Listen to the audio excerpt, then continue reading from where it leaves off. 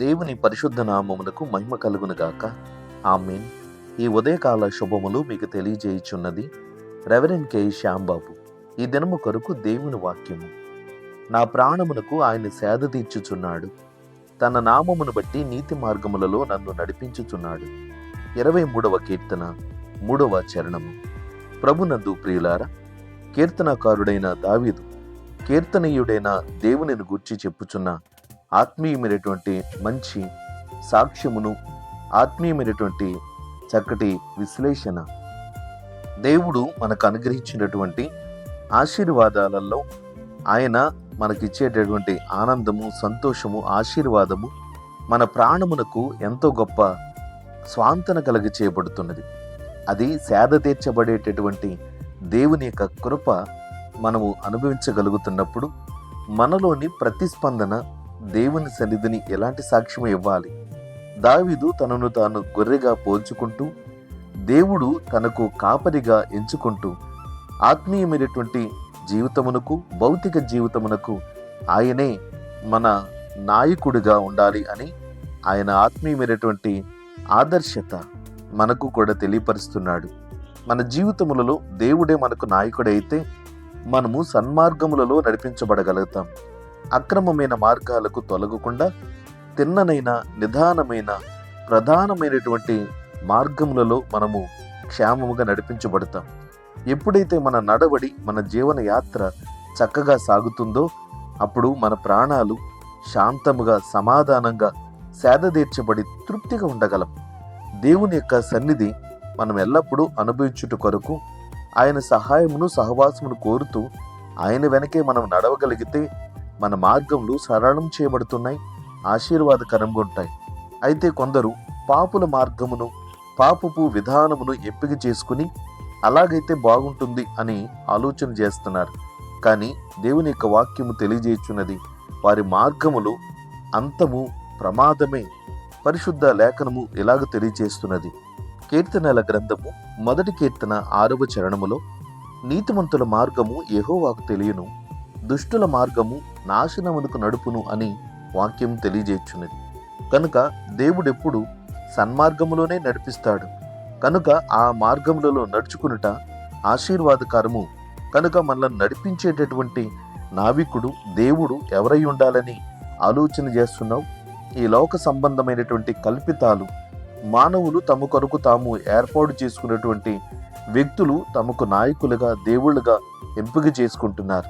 కానీ దేవుడే నీ కొరకు ఒక మార్గమును సిద్ధపరిచి ఈ మార్గములలో ఆయనను వెంబడించగలిగితే నీకు ఆశీర్వాదకరమని వాక్యము తెలియజేయుచున్నది. కనుక దావీదు చెప్పినట్లుగాని ప్రభువు కూడా ఆత్మీయంగా నన్ను వెంబడించుడి అని ప్రభువు సెలవిస్తున్నాడు. యోహాను సువార్త 8వ అధ్యాయము 12వ వచనములో మరలా యేసు, నేను లోకమునకు వెలుగును, నన్ను వెంబడించువాడు చీకటిలో నడువక జీవపు వెలుగు కలిగి ఉండునని వారితో చెప్పునని వాక్యములో తెలియజేస్తున్నాడు యోహాను సువార్తికుడు. కనుక యేసుక్రీస్తు నడిపింపులో మనము నడవగలిగితే మనము నిత్య జీవాన్ని చేపడుతాం. చీకటి, అంధకార, పాపపు క్రియలను విడిచిపెట్టి పరిశుద్ధమైనటువంటి విధానములో దేవుని సన్నిధిని చేరువు కాగలం.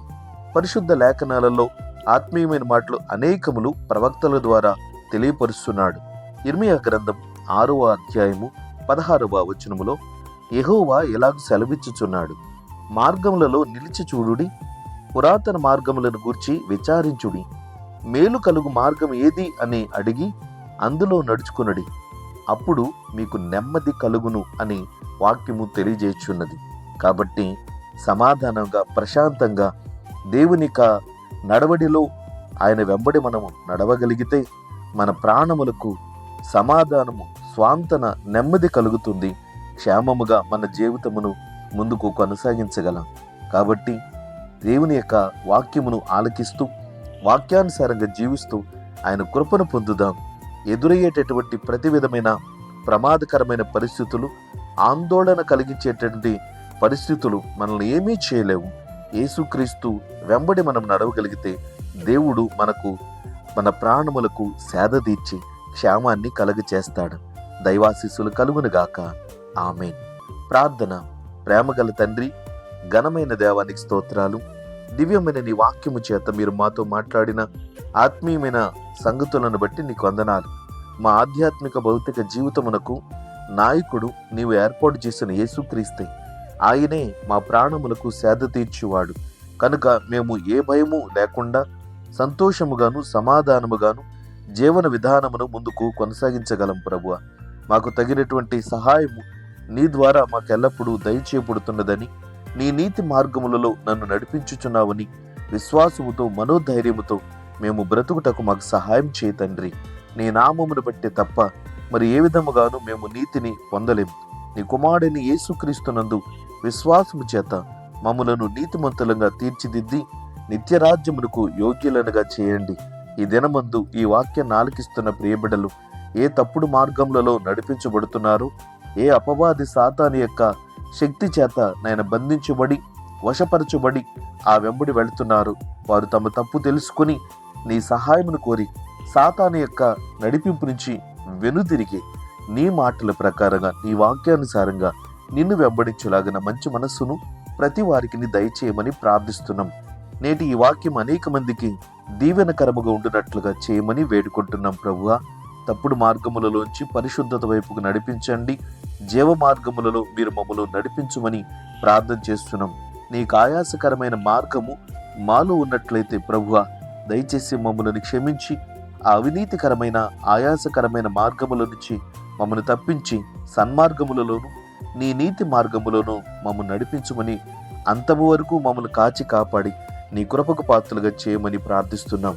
ఈ దినమందు అనేక మంది తమ పరిచర్యలను ప్రారంభిస్తూ ముందుకు సాగుతున్నారు. ప్రయాణిస్తున్న బిడ్డలకు, స్కూల్స్కి కాలేజెస్కి వెళుతున్న బిడ్డలకు నీ కృప తోడుగా ఉంచండి. వారి చదువులలో వృద్ధిని అభివృద్ధిని కలగ చేయమని వేడుకుంటున్నాం. నాయన జీవనోపాధులు చేస్తున్న బిడ్డలు, ప్రయాణాలకు వెళుతున్న ప్రతి వారిని కూడా కాచి కాపాడి సంరక్షించండి. నాయన జీవితంలో కోల్పోయిన ఆనందమును సంతోషమును తిరిగి నీ వలన పొందుకున్నట్లుగా అట్టి భాగ్యమును ప్రతి వారికి కలగచేసి మీరే మహిమా ఘనత ప్రభావాలు పొందుకొనమని నీ కుమారుడు మా ప్రభు అయిన యేసుక్రీస్తు నామమున ప్రార్థించుచున్నాము తండ్రి. ఆమేన్.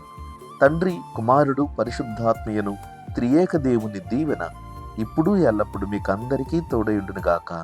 ఆమేన్.